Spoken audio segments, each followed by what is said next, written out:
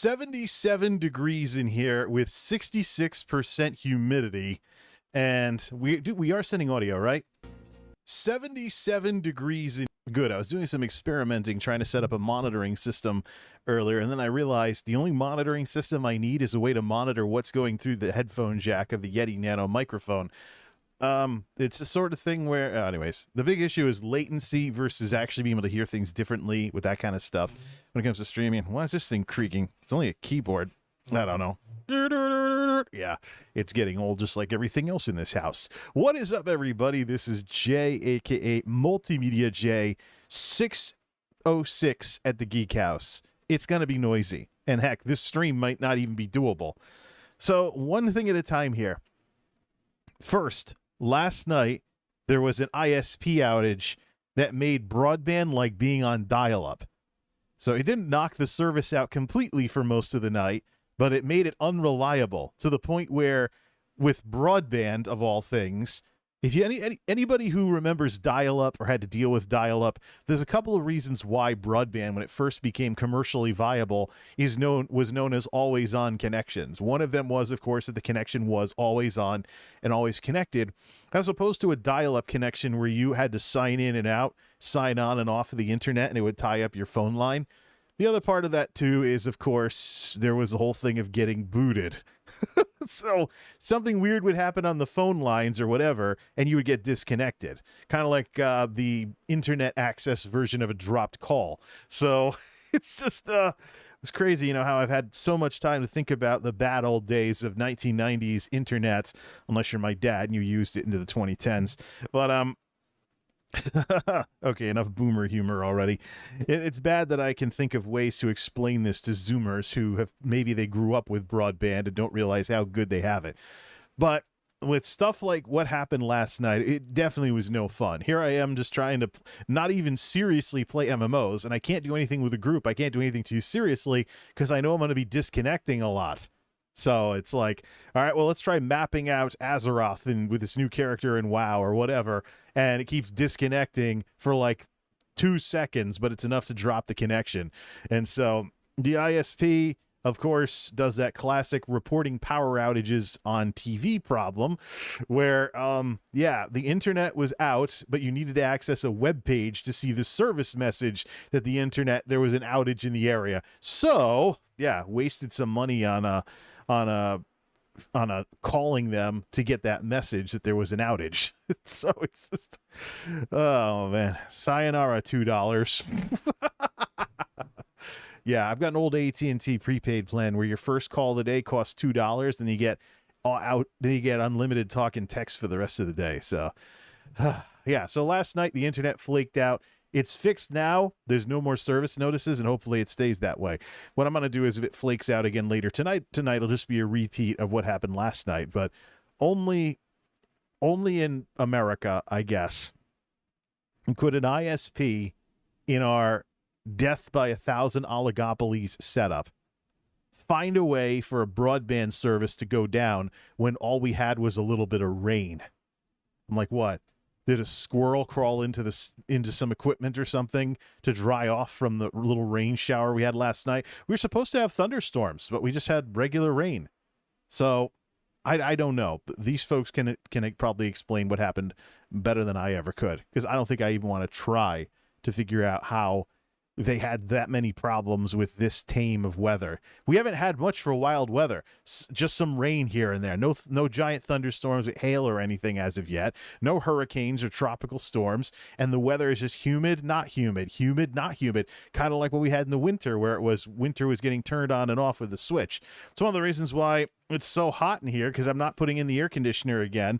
60 and 77 are the two numbers, 60% humidity, 77 for the temperature, but the dew point is 55. So that's not that bad. You know, summer is usually 60, somewhere in the 60s. It gets sweltering once you hit 70. That's like Florida weather. By 2 in the morning tonight, the dew point is going to crash into the 30s. So it's more worth it for me to pop open the window the rest of the night and just have a fan going. Anyways, we'll get this discussion. I might come back for some game streaming after the humidity breaks, and do some more of that shock it in nostalgia, where I'm just relearning the hard way what I put up with back in Burning Crusade in 2007 and stuff like that. Even, what I've learned since my early days of playing WoW haven't really been helping me too much with Burning Crusade Classic. I really think I'm romanticizing something that just plain sucked back then. Remember, 2007, World of Warcraft was the MMO.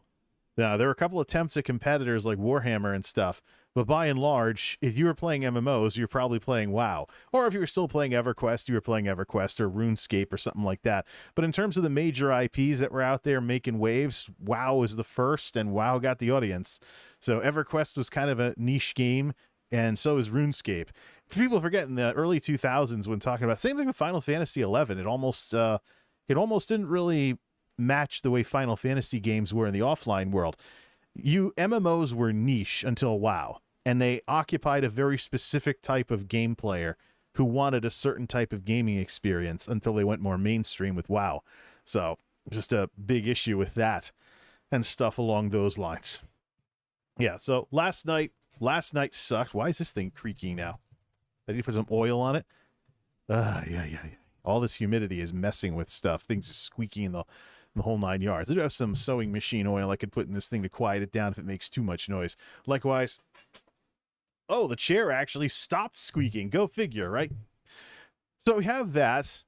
Yeah, flaky internet last night. Hopefully it doesn't flake out again during the stream, and hopefully tonight is nothing at all like last night. Then I might come back and do some game streaming later on if the ISP didn't schedule a formal maintenance now that this happened in order to make sure nothing else is going to break. Who knows?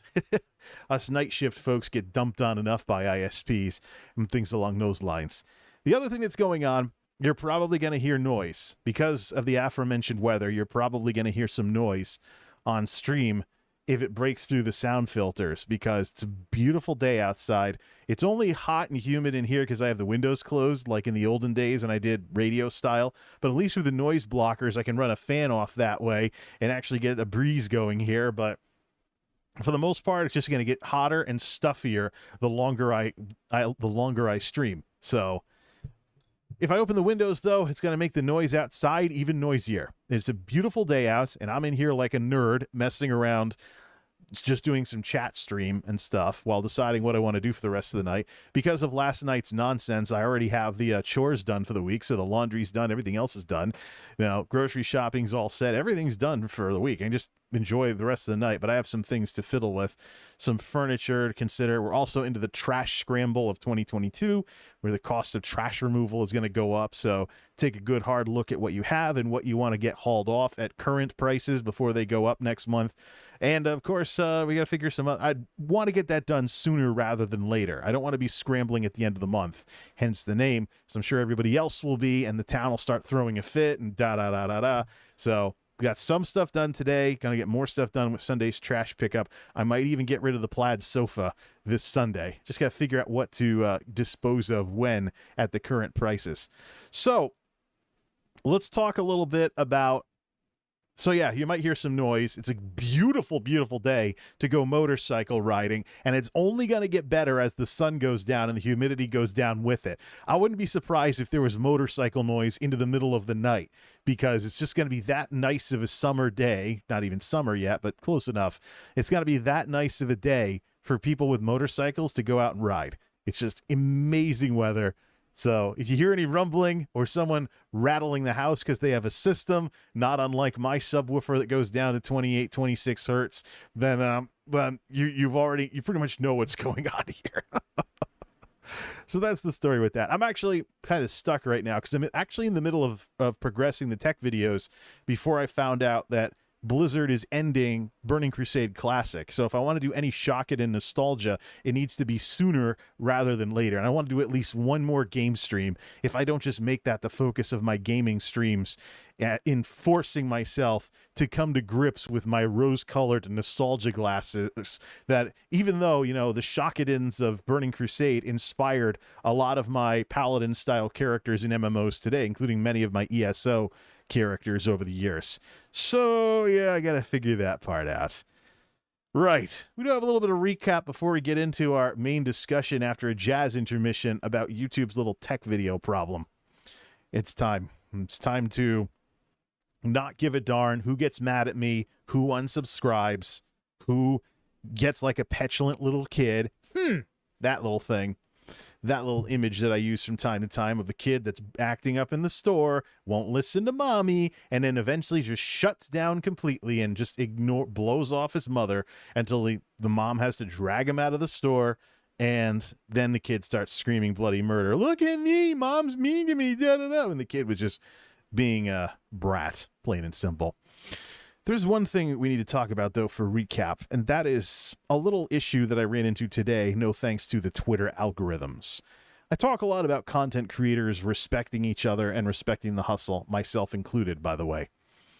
There's an incident today which was a very sobering reminder as to why, when you're on Twitter, watch what you tweet, because tweets will go beyond your usual audience because Twitter has algorithms these days. And if you tick someone off and they post a little something outing you as a piece of crap, Twitter's algorithms will send that beyond their regular audience as well. So, you're going to go viral. More and more people than who you think is going to find out about your little issue if you upset somebody and they take to social media about it. So, I'm not going to show this guy on stream. I'm not going to show the clip on stream because I know that the way YouTube works is if I show the clip, it's going to help him out in the algorithm. So I'm going to act out what this idiot did. So Joey Chaotic and FanFan are IRL streamers. I think they're in Korea right now or something. I don't watch a lot of streamers anymore. I've been backing out of the Twitch ecosystem. And next month, actually, all of my remaining subs expire, at which point I will just have a Twitch Prime as long as I keep Amazon Prime as a service. That will go off to probably Vandalia most months if I don't just go back to being tier 1, because she's actually a grown-up who acts like a grown-up, unlike these overgrown children that are making live streaming just look terrible. It's just awful. So there's this guy. He's a streamer on Africa TV. If you don't know what that is, I think it's over in that part of the world. There's a guy who's a streamer on Africa TV. And from what I can understand from the way that their streamers act and they treat others, Africa TV needs to have some of the conversations about IRL that Twitch had years ago, because there's crap going on with the Africa TV streamers that Twitch has already addressed. There's an incident with Joey and FanFan, I think they're in Korea or something. They meet this guy like, hey, streamers, da-da-da-da-da, etc. See if I can get this to where it'll pick it up right on screen here. I don't have IRL gear, so I'm taking this clip-on light with a smartphone holder and just kind of making it play the role. Just play along here. It's like a cutlass, so to speak, a little thing right here. Like, I don't have a sword, but I do have a cutlass. So there's this guy. He's on Africa TV, meets up with Joey and FanFan. They talk like streamer to streamer. And as they're walking away, he does this to her. He does this. Yeah. Turns the camera sideways and just straight up, full cam body shot of her, because FanFan, what was this the first time this guy's ever seen a girl before? Did he just get out of the house or something? What kind of fans does this idiot have? Little Captain Creepo over here. A lot of times when you run into little Captain Creepo over here, it's like, hey, look, I got a smartphone and she's pretty. Whatever. This is disgusting. Like, this guy, look, let me tell you a little something about people behaving badly on the internet. A lot of times when people are behaving badly on the internet, you pay close attention, you try not to get too upset, you try to keep your head on straight, even though they're doing things that are very, very wrong. You find out very quickly that these idiots are very often not very bright. So I don't know. I don't follow Africa TV. I don't know if there's a whole scene of guys out there like, I got a smartphone cam. Let's find some pretty girls and get them in the stream. See, this is something Twitch has already had a conversation about with the fallout from the Ice Poseidon fiasco. They had a town hall. Oh, here we go. Here we go. Someone with a Basie Systems driving by. Hope it doesn't make it into the too much. But this is a conversation that Twitch has already had. It's like after the Ice Poseidon fiasco, when IRL streaming was turning into a live version of YouTube prank channels. This is a conversation that YouTube has that Twitch has already had, and I think Africa TV needs to have it too if they're having the same issue. But you can't just go around filming people without their consents, and people have to be able to, tell you that they don't want to be on camera or they don't want to be on camera a certain way. You can't just make dumb assumptions about people. There's a security situation that I'm very concerned about with IRL streaming. I'm not the biggest fan of IRL streaming. If someone's genuinely entertaining, I will watch them as IRL streamers because they're entertaining as a content creator. I will not watch them for the format's sake, because IRL streaming is just something that sounded like a good idea until people actually did it, and we've been finding out in the years since that it isn't a good idea. So here's the thing. The nightmare situation that I'm constantly envisioning, that one of these days, one of these IRL streamers is going to film somebody and they're going to say, that's an NPC or whatever stupid term they come up with for people that aren't part of their stream that end up on stream. One of these days, there's going to be a security issue where one of these IRL streamers is going to film somebody who's just like an extra, so to speak, an NPC as they call them. And then someone who doesn't like that person is going to know where they are, and there's going to be some kind of problem because of that. Like, look, I mean, IRL is a thing on Twitch because in spite of Twitch trying to undercut it and shut it down, not because Twitch in any way is really all that big on it. You notice Twitch, since that whole fiasco a couple of years ago, has been focusing on getting people back into their homes. So that way, you're not just walking around with a camera, just randomly potentially filming people and causing problems. But here's this guy, this idiot, is like, hey, look, pretty girl. Does he not notice the imagery in what he's doing? Look, first off, Captain Creepo, that's wrong enough in and of itself. And then let's get into, how many different people did this guy make? How many different people, things, etc. did this guy make look bad? I mean, I saw this guy do this, and I'm like, that looks like something from Revenge of the Nerds. But then I was like, oh wait, Revenge of the Nerds, yeah, that makes Revenge of the Nerds look bad even. And I was like, what is he gonna do? Poofy-haired nerd with big glasses doing this? Yeah, what's next? Is he gonna be like that stupid laugh from the movie? But no, this even makes Revenge of the Nerds look bad. Like, it shows just how deadened to his creepy behavior that he is. That even when he's talking to another streamer on camera, it's like a reflex for him or something like that. It's like, what? I don't know, though. There might be a silver lining to all of this bizarre crap that happens in our day and age, and I think it's this. Our world is more wired, and it's more connected, and because of that, we're going to see more bad stuff from people like this. But at the same time, it saves us the trouble of having to figure out that somebody's like that. It's disgusting. It's disrespectful towards women. But this guy, he's there. His face is there. And, people know he's a streamer on Africa TV. It's going to have consequences for this guy, obviously. What's going to happen in his chat? What's going to happen in his channel? What are his fans going to think if anybody's not as creepy as he is? Now, what are this guy's fans going to think of him? Now, here's what's next. If he wants to do any kind of apology video for what he did with, filming her inappropriately like that, he needs to make the apology sooner rather than later, because if he waits for it to affect his channel, then we're introducing this idea of he's not really sorry he did it, he's just sorry he got caught. It's kind of like when a streamer has a scandal and they eventually make that generic apology video on YouTube or Twitter or whatever, but it doesn't happen until there's been some problems with them as content creators because of that. Their numbers drop or whatever. At some point, the longer you wait for something like that, the more likely it's going to look like to people that you're only sorry you got caught and you're not sorry you did it. And now let me show my age with the final discussion on this, because I understand there's an argument out there that Zoomers and people in their early 20s to mid 20s, the people that are dominating, the new younger generation on these live streaming platforms and TikTok and stuff, there's this idea floating around out there that Zoomers are too overly sensitive.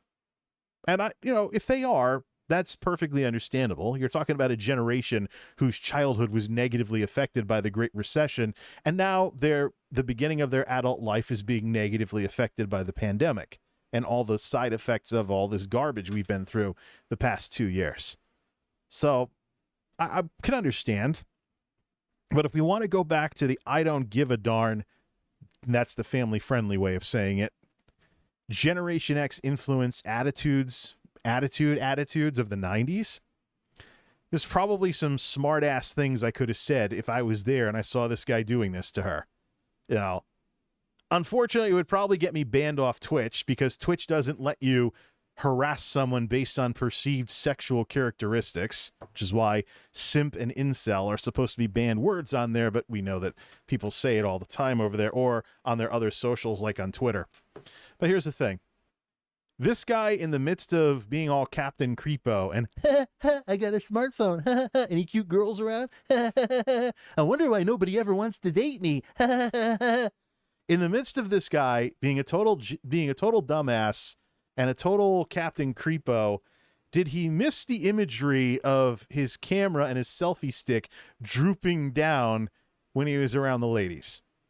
There's a ball buster 90s joke in there about which if that generation was tearing up live streaming right now, we'd probably have heard it by now. There's a ball buster 90s joke about this along the lines of, well, you know, if you can't even keep your selfie stick up around the ladies, that's all any of them need to know about you. Yeah. Step 2, apply salve to burn. I can think of that and a couple other smart-ass replies that would have embarrassed the living crap out of him and put him on the spot if I was there. But it's probably a good thing I wasn't, because they would probably get me banned from Twitch because of their mommy policies over there. Even if you're in the right and you're trying to address somebody who's stepped out of line like that. Oh, yeah. It's the same as like the jokes about arrogant guys driving big pickup trucks because they're trying to compensate for something. It's just like, you save those for people that piss you off, plain as day. All right, we've been demonetized good and proper, right? Channel content, we had I had to address the, yeah, I thought so. But that happens to a lot of the chat streams. It's a something weird thing in the algorithm. I thought it was demonetized the minute the stream started. YouTube tends to prefer gaming streams more than chat streams. And they say they do it based on the metadata. So I don't know if the word problem in my title, description, etc. is what flagged this. But it'll flag back as usual whenever the processing finishes. Bottom line, whoever this poofy-haired nerd is on Africa TV needs to learn some respect. You know, I really think I think his parents need to see that clip. His parents need to know what this guy's doing with his freaking smartphone. I would show him to his parents, especially, you know, more conservative culture over in that part of the world. What would his parents think? I mean, obviously this guy is obviously so deadened to his disrespectful, creepy behavior that he would even not even hesitate to do it, even though he's on camera talking to another IRL streamer. That's how bad this guy's gotten. That's how much this guy's conscience has been deadened. That's how pathetic this guy is. Well, congratulations, buddy. You've basically shown the world through your behavior everything they need to know about you. And the clock is ticking on any apology for your behavior being taken seriously. Like I said earlier. People these days, you know? I wish I could say, though, that this was a Zoomer thing, but the truth is it's not. There was a phase like this on YouTube as well, mostly in the late 2000s going into the early 2010s, when us millennials, who have mostly been YouTubers these past X amount of years, have had that phase where we thought we could literally act any way we want on the internet and it'll never have consequences. I'm sure that's not the case with this guy. IRL streamers who do this crap, you need to do better. Because it says a lot about you, jokes or no jokes, ballbuster jokes or no ballbuster jokes. It says a lot about you, and it says a lot about your audience and your fan base. What kinds of people watch a guy who's like this? And why would you ever want to join them?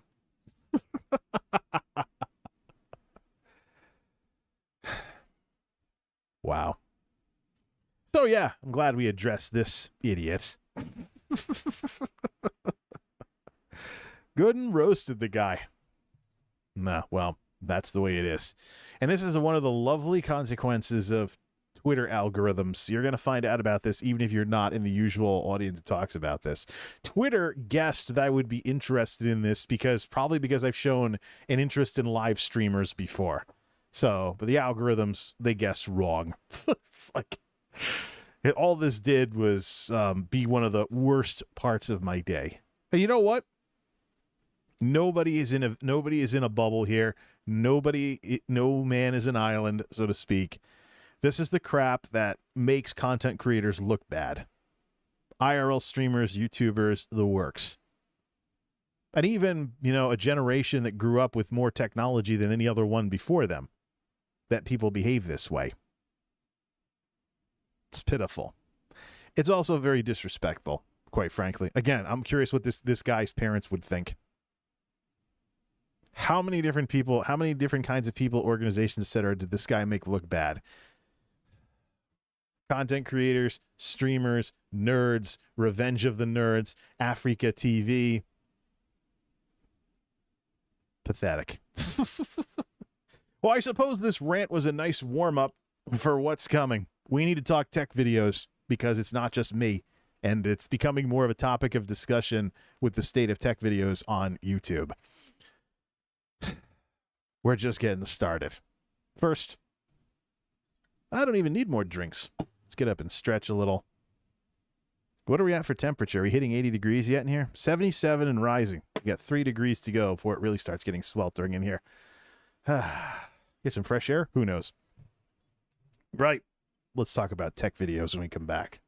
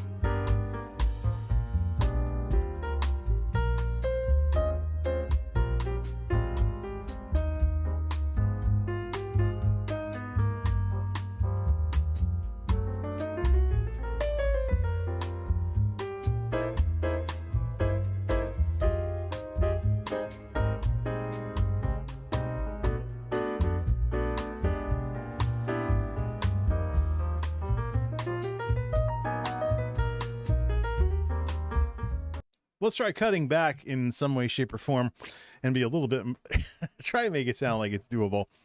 Yeah. If you want to hear the full songs of those, they're all from the YouTube audio library, but I'm not going to sit here just goofing around because I come back right in the middle of song number 2. Oh, well. All right. So weird, disrespectful people on the internet aside, let's talk about tech videos on YouTube.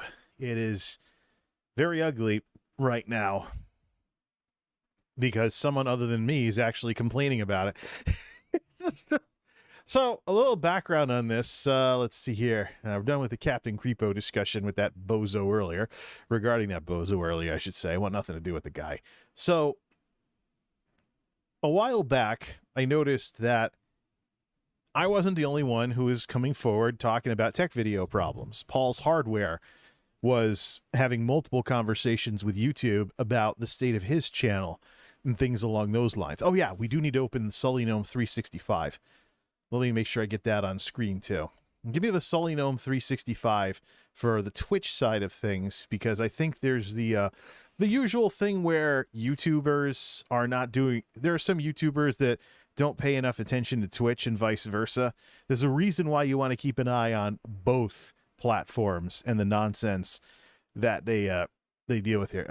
Oops, I just downloaded the image. I want to expand it actually. So we'll set up browser mode and we'll link it up. I was probably going to link up to the wrong browser as usual, but see here. This thing is like making fart noises when I move it. It's only a keyboard. Must be the summer weather. Or it's my cue to scrub the desk down a little. I don't know. Mechanical keyboard doubling as a whoopee cushion. What does this world come to? So anyways, if we can actually grow up a bit, I'd like to actually talk about this whole situation with tech videos. So Paul's Hardware, I've seen him have his rants. I've seen Jay's 2 cents talk about a couple of things, some big names in the YouTube techosphere and things along those lines. And we've also seen, in a more veiled sense, Linus Tech Tips mention this as well, but not mention it directly. He's mentioned it more as a result of, can't get this right, maybe it's the heat, I don't know. Linus Tech Tips mentioned the part of the reason he does things the way he does with the thumbnails and clickbait crap is because he knows that the algorithm will chew him up and spit him out the minute he starts skidding even a little bit. Now, that might be an oversimplified way of viewing the algorithms on YouTube, but do anything on YouTube these days and you're eventually going to run into the ongoing problem here in the 2020s of computers getting in the way of what human beings want to do on the platform. The unfortunate reality is that the algorithms are a middleman between you and the people who want to watch your stuff. And it is more than possible for a social media platform these days to determine whether to turn you on and off in terms of whether or not you get views. It's disgusting. I alluded to this earlier when I made the reference that it's not so much that, well, I guess I should say that social media nowadays is socially mediated by the various computers and algorithm technology that's in the middle between content creators and their ability to have and maintain an audience. So I have so many thoughts on this tech video thing now that more people are coming out of the woodwork and saying that they're losing viewers, that they're losing views, that they're not getting the views they want, that they feel like what they're doing is a waste of time. Let me actually load up another Twitter profile on here and make sure the site is properly muted. There's so much that is going on with this crap that it's about time we dealt with it, especially when I've been seeing it brewing for years. A lot of people are out there are trying to turn this into, where's that guy that said he was quitting making tech videos? Yeah, there are YouTubers with way more advancement on the platform than me who are quitting tech videos because of this. Where is that? Yeah, Travis what's his face? Travis MCP. Yeah, okay. B-Roll, formerly MMA Scraps Radio and MMA Weekly Radio Weekend Edition, co-host of the Gadget Cast podcast, and he has a reference to the Bible and Philippians in his profile on Twitter. Looks like Casey Neistat responded to him as well when he said he was quitting making tech videos. Let's see. AirTags, with Apple, Apple, oh, there's something going on with that. Let's see here. Bye for now. He did a stream. He did a stream to close out his channel because he's getting out of tech videos. We'll take a look at his YouTube channel. I should probably mute YouTube as well. So let me see here. YouTube.com/TravisMCP mute site. I don't want anything auto playing. See, is it gonna tell me to sign in? I'm on an anonymous login when I do this, so we'll just have this test. New channel trailer. You should subscribe. From 3 years ago at 20,000 views. You might want to turn that off, buddy, if you've stopped making videos. Oh, no. Actually, he just did a video. He just loaded up a video 4 hours ago. Maybe he's catching up on the last of his videos before he stops making them. But when did he do the goodbye stream? Videos. Oh, I can't see past live streams on here because he doesn't keep them there. He unlists them. All right. Yeah. Anyways, we'll check this out a little later on. Now, there's also a lot of channels. There's a lot of channels that I want to load up here. So let me see. How blue did I get when I went to Twitter with that? So yeah, that's not that bad. All right, let's put this over on screen too then. All right, we got to set up for this stuff like that. So here's the thing. I've been watching this for years. This actually, tech videos are probably hands down the single worst thing that I've ever done with my YouTube channel, because the tech videos represent a very clear divide between the era where I could be myself on YouTube and the era where I pretty much can't. YouTube has changed so much since I started doing tech videos with the Wacky World of MultimediaJay in 2013. And even a few beforehand under the old MultimediaJay vlog and stuff like that. I've always done tech videos once in a while, but it's never been the dominant thing on the channel. And there have been times when people have gotten the impression of it, and there's people that just plain antagonize me because of it now. Even though if I do tech videos, the numbers eventually decline like they did for the E-Machine experiment. So fundamentally, the tech videos have been nothing more than a giant sucking sound on this channel, because it's just been sucking away all of my ability to enjoy being a YouTuber. It's just been, let me just compare, before and after here. It's just some simple stuff. I got started in 2006. The YouTube of the 2000s was very different than it is today. But one of the ways it was different is that a nobody could become a somebody. You could start with nothing, nobody knowing you, and just by consistently making videos, people would be introduced to you. Does that even happen in this day and age where YouTube is changing up their system so much?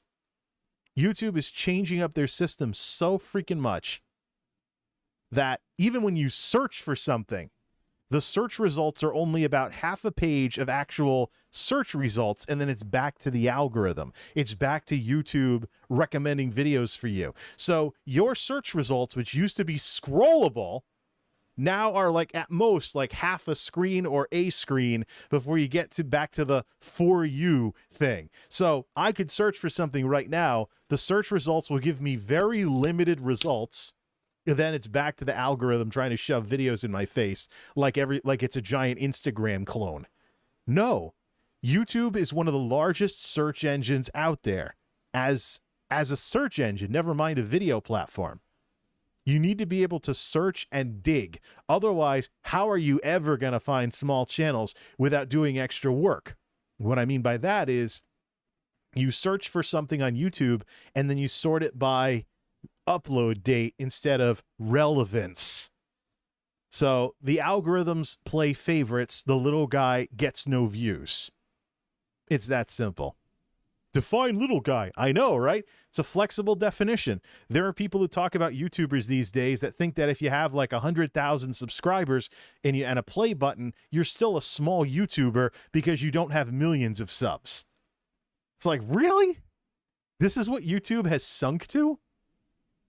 But what I want to do today is I want to just take a look at some of these people that there's this analyst, Renee Ritchie, who posted a little something. If you're a tech YouTuber and your views are significantly down from a year ago, can you drop me a link to your channel in a reply? It's all on Social Blade, but I'd love to find more examples. Please retweet so I can reach as many diverse people in the community as possible. Well, there's a rarity, referring to all YouTubers as some form of community.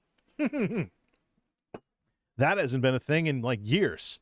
But anyways, Before the tech videos, I could upload whatever I wanted, and I could express myself properly on here, and people would like it, because YouTube in the 2000s was treated like a form of social media in the MySpace era. It was about individuals interacting with each other. Later, though, the corporate influence showed up. The Susan Wojcicki era began, the adpocalypses happened, and now today, you have YouTube not only competing with potential social media rivals, but trying to beef itself up to compete with mainstream video services like Netflix. You look at YouTube getting into making videos and video rentals and stuff, and having that wing of the business open to leverage the technology for things like buying digital copies of videos, and even sweetheart deals where if you buy a Blu-ray, you register a code and you get the video on YouTube to use with your personal account, not brand accounts like MultimediaJay and stuff. You know, if you have a brand account for making YouTube videos, you don't get to use that. But if you sign over to your personal side of your account, then you actually get to watch the movies you purchased, usually at a reduced quality, but it's content. It's like today's DVDs. Yesterday's DVDs are today's digital copies. So YouTube has been trying all kinds of things, seeing what they can do with the technology. Many of their expansion categories, including streaming, including short form through YouTube Shorts, represent a way to try and get current YouTube technology to do as much as humanly possible. That's why people are calling out YouTube for things like, for example, with live streaming, stream-specific features that are not yet a thing on YouTube Gaming that have been a thing on Twitch for years, like build spend currencies, gifted subs, things along those lines. Although YouTube's going after gifted memberships and stuff too. But if you look at the development of what YouTube actually makes for their streaming offerings, they do as much as they can with their existing technology before trying to build something new. So there is no real focus on streaming. It's just a matter of, first, let's see how much we can make our current technology sing and dance before we go trying to make stuff that is streaming specific. So channel memberships were already a thing. Now they're going to add gifted memberships. You know, the live redirect was already a thing that they were working on. They're trying to make it into like a rating feature, although it's too limited to really serve as one. Now, there's lots of things that people say would be great things for YouTube, but, you know, it's the sort of thing that we can expect development to be pretty slow on, because YouTube doesn't really have to hustle too much. They're one of the biggest social media platforms in the world, second only to Facebook in terms of monthly active users. So they're in pretty good shape. They don't necessarily need to make things better. And even for streamers are good at blowing themselves out of proportion, so to speak. They're good at getting, having an ego, especially with Twitch, where it's all about you and not, making something. A little, not a jab, but a little roast that I did on Twitter earlier, when some people talk about this event meta on Twitch now. You know what that is? That's Twitch streamers becoming more like YouTubers. Instead of it always being about, do I still have the thing over there? Yeah. Instead of it always being about, hi, I'm a pretty face on camera, da, da, da, da. Throw money at me because I'm good looking. Now they actually want to make something and build something up instead of it always being about them. Welcome to what YouTube has been for decades. So there have been arrogant YouTubers, of course, who make it all about themselves. But by and large, you have the option when you're making videos or even YouTube shorts to craft something, to build something, to produce something, not just go around thinking that people owe you money just because you're a pretty face in front of your smartphone cam. There's always been that difference between the focus on the personality versus the focus on the stuff you're making when it comes to these two platforms. And then there's, of course, the technical differences and other stuff. But when it comes to tech videos, they've been responsible for some of the worst stuff I've seen on my YouTube channel. Whether it's people mass abandoning me when I try to do what I've been doing since 2006 and rotate to different types of stuff and stuff along those lines. Or how about the classic, at this point, the classic irony where let me just check something here. How about that classic irony where I can make videos about building gaming PCs and people's interests in these gaming PCs will last right up until literally I start using them. People will watch me build or adjust, modify, upgrade gaming PCs. They will not watch me actually play games on them to see what exactly kind of results that hardware can deliver. How ironic is that? I did an experiment on this years ago, mid-2010s. I did 2 very similar videos, made one of them look like a gaming video, the other one look like a vlog. Well, there's a motorcycle. Told you there'd be noise. Did 2 very similar videos. The vlog got more views than the gaming video, even though it was very similar stuff. The minute it looked like a gaming video, goodbye, you had no views. It was a guaranteed death sentence for your channel, because people were making a lot of bad assumptions about gaming content back then. There were a lot of YouTubers that otherwise wouldn't have videos if they didn't tack on unrelated gaming footage. And there's a few low-effort drama channels nowadays that still do that. But when this was more common in the early 2010s, this dragged gaming content through the mud, especially as streaming started to develop for game streaming. There's a guaranteed way to sink the activity on your channel is to go too much into gaming, unless you were specifically a gaming channel. It was pretty sad because this was a step away from what I joined when I joined all of this in the 2000s. YouTube used to be about personalities and people. Today, it's about very niche things because people are so brainwashed and manipulated by corporate influence that they don't realize that they're hurting people by behaving the way that they behave. They just don't. The interpersonal element of all of this is gone. You have people nowadays who think that if they just watch YouTube videos, who cares? Who cares about them? When in reality, the viewers represent a core part of the ecosystem. They're the reason why any content creator feels like it's actually worth their time to make anything.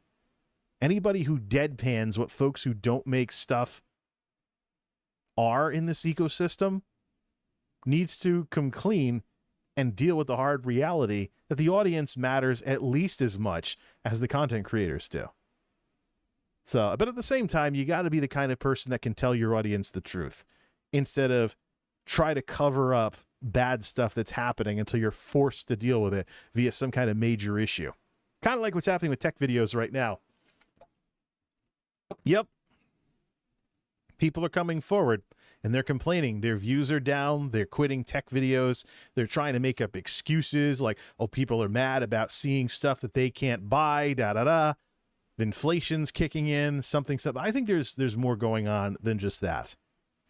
Let me recap my own experience with tech videos and just some of the toxicity that they've brought to this channel. You can see, for example, in my comments, whenever I tinker with computers, people show up who don't care about any of what I'm doing.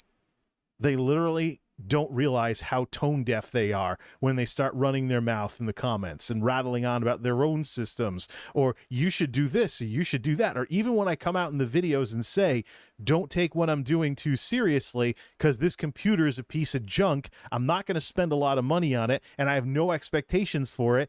It's like nobody cares. They show up and they go on these little dissertations and nerd speeches in my comments and take everything far, far, far too seriously. They can't just be entertained by me tinkering with a computer. They have to take it far, far, far too seriously and just show how they don't understand something that simple. Nice people, huh? They just go way overboard with this crap. And then there's the people that don't understand just how fishbowled a lot of tech people are. Look, technology has always had a navel-gazing problem. It's too easy to think we've come up with an innovation, we're hot stuff, you know, we've done something amazing and start developing an ego because of that and lose track with the world around us. Tech YouTubers have done this when they lose track of what's happening with streaming, what's happening with this, that, the other, or even just pretending that computers are everything and that mobile hasn't become the force that it is. Yeah, look, computers, as we know them, desktops in particular, are just the computers we tinker with. The appliances out there that really you can't really do anything with often have enough horsepower to do the basics of what many, many people are looking for. But there's people out there that don't want to admit that. And then, of course, there's the widening gap between consumer IT and corporate IT. People not understanding the corporate side. This is my fundamental problem with the way that the big YouTubers have talked about the AMD Ryzen 5700. The 5700 has been panned across the board as too little, too late, not worth it, blah, blah, blah. And I'm like, oh, there's no such thing as a price drop? You have a Ryzen 7 5700X scaled back a little, but delivering similar performance with only a 65-watt TDP and lower power draw. Intel used to do that for years with the old TikTok system. First they would advance their technology, and then they would refine it. This was the case with Intel for years in the last decade. But AMD does it from 5800X to 5700X with the Ryzen 7s, and people are like, this sucks, this chip is terrible. And how about the upcoming AMD Ryzens? How about the upcoming AMD Ryzens that are going to require DDR5 in the middle of all these electronic shortages? What's the price difference between DDR4 and 5? When we know that inflation is a thing, when we know that pandemic inflation is a thing, when we know that this other stuff is a thing, do we really, if we want to build something and we know that no matter what we build, it's going to be better than what we already have, and introduce Windows 11 compatibility in case by wild chance Microsoft fixes Windows 11? If we know that no matter what we build is going to be good and better than what we currently have in some way, why would you write off the 5700X when you could build an efficient system now that you'll get a couple of years out of, and then later on, when the technology is more mature and costs less, and maybe we're out of this pandemic affected inflation cycle and stuff is actually in stock without costing an arm and a leg, and e-tail isn't embarrassing itself by turning into eBay 2.0 with all the scalpers out there, when it's a better deal to build a computer with that amount of processing, with that amount of power, and maybe better efficiency, maybe Intel will fix their bending chip problem they currently have with their 12th gens. We know that that socket is staying in use until at least the next generation. So maybe the generation after that, Intel will solve their bendy CPU problem before we start finding out why a chip that warps itself under normal use, similar to the Xbox 360s in the Red Ring of Death phase, by the way, we'll have to see what the reliability is of these chips that are warping themselves under normal use. And that doesn't introduce some kind of processor failure in a couple of years. But I mean, the 5700X is not being given the fair shake because we just go by what some consumer IT focused tech YouTuber says, as opposed to what corporate IT would do, in a world where you take into account the total cost of ownership, the operating costs of the machine, and whether or not the machine can scale up and scale down for the various ways you use a main computer. So you'll be playing a game, you have the power, but when you're just browsing the web, are you sucking unnecessary power versus casting your phone to your TV, which is now a thing these days? The real competition of the desktop in mainstream uses is mobile. Really? Is it really a problem to have a very efficient Ryzen 7 when you can buy the stuff to build it with on clearance as it goes out of style, and actually not pay an arm and a leg probably later this year when the rush to Christmas starts up and the prices come down because of all the extra sales volume, as well as whatever else might be happening by then? People don't look at the whole picture with this. And when you've been building computers as long as I have, you have to look at the whole picture of how you use your systems. Yes, it would be nice if I had a Ryzen system that I could upgrade the processor to by going to like the 7000 series of DDR5 if it doesn't cost too much. It'd be nice to catch the beginning of this kind of an upgrade cycle. But usually I run processors into the ground, and by the time I'm retiring them, it's been years and years anyways, because I go with strong processor when building a new system. and then probably upgrade the graphics card halfway through the life cycle of that system. Monolith, 1060 to 2060. And I'm staying at 1080p for a while, so I don't need that much power for graphics, especially if newer graphics cards are hitting engineering limitations and running too hot and cooking themselves, or something else stupid like that you see in some kind of consumer affairs publication, or in a snooty article on Ars Technica about how horrible the industry is for sticking gamers with these cards that bake themselves in 2 years or whatever. So, but getting back to tech videos, there's a whole lot of navel-gazing and narcissism in technology. It's been a problem for a long time. Part of the reason why the Macintosh happened is because Xerox had some wonderful technology, but they just couldn't see the value of it.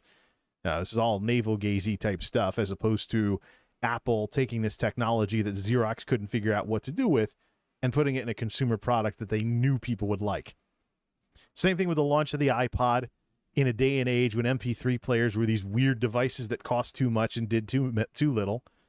Then there was the iPhone in the mid-2000s when smartphones had things like the little poke the keyboard with a stick BlackBerry or something like that, or slide out keyboards or something along those lines. There were smartphones before the iPhone. The iPhone found something that worked and was valuable to the masses, and now everybody's copied it since then.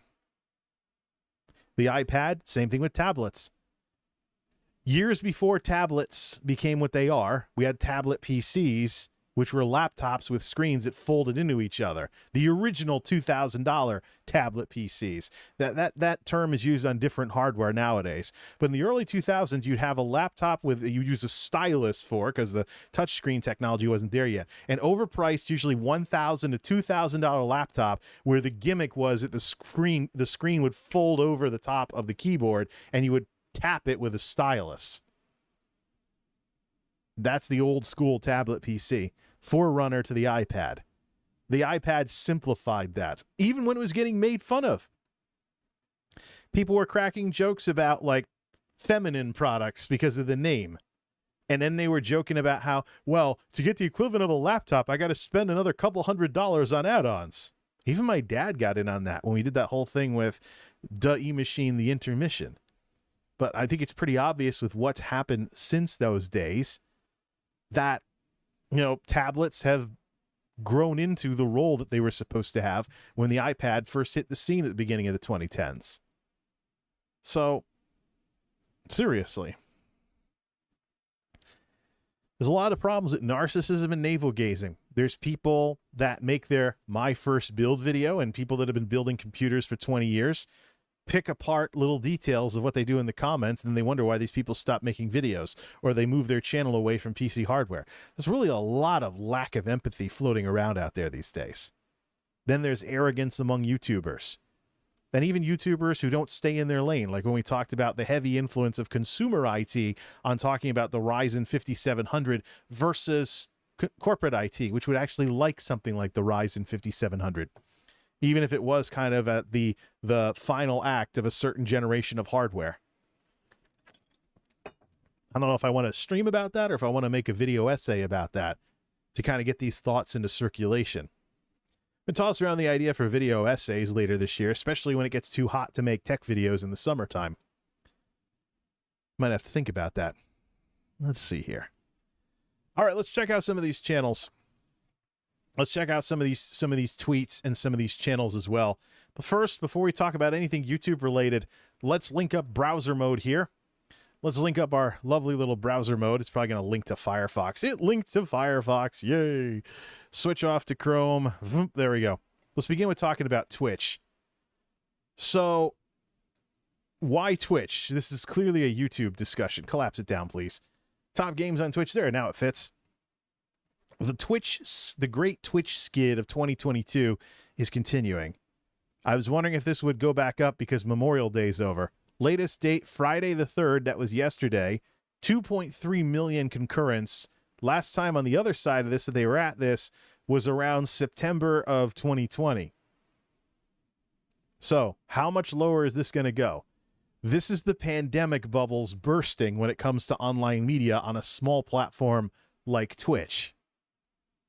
See that? There's going to be a lot of effects on streamers and collabs and the way streamers interact with each other because the overall viewership is in the skids. Anything below this dotted line right here is Twitch eliminating their viewership gains that they achieved in 2021 at the peak of all of this.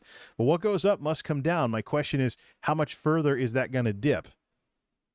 Now that you have restrictions being limited and other stuff going on, now that we have a vaccine, now that we're working on second-gen COVID vaccines here in the United States to target more Omicron-specific variants and stuff like that, now that Omicron has been the parent version of many versions of COVID going around, we can home in on that for the next generation of vaccines. So my question is, how much lower does this go? But this is Twitch. I've already talked with folks at YouTube Partner Support that a very similar thing is going on with YouTube as well. Bottom line, people were locked in. They were stuck home, whatever. They didn't want to go out. They spent more time watching online media than they did previously. So in the background of all of this, is the same thing is probably happening with YouTube, especially with the crossover between live streaming, YouTubing, and short forming. Maybe TikTok has some of this too, although TikTok has more growth. They're the hot new toy, so to speak, when it comes to people making videos, and they're expanding to challenge YouTube a bit more too. But maybe there's a decline on TikTok as well. I never really dug around looking at numbers for how TikTok is doing. But if Twitch can have this happen, there's probably a version of this on YouTube that's in the backdrop of all of this. Let me finish up before we get into the actual accounts that we're going to take a look at here. Let me take a look at, we're going to be flipping things on and off the screens, by the way. Let me just continue our discussion while I'm loading these all up. So, let me just see here. I want to load this guy's channel. I want to load that guy's channel. All right. So here's the thing. All right. I just want to make sure I don't get something playing that's doing... Oh, I'm getting captions too. Yeah, I don't want to get any background music either. So screw it. The rest of the story, before we get into this, before we start loading up YouTube channels here. So in the late 2010s was when I first identified a problem with tech videos. This has been going on for years. It's not just the behavior of people. It's not just when I poke around comment sections and I see people flipping out about someone called them out because they're using ad blockers and stuff like that. And they get all arrogant and stuff. I'm never turning my ad blocker off. And stuff like that, which is how I knew that tech videos had an ad blocker problem. And it could be the case that over on my channel, there were people, a more tech-savvy audience was using ad blockers.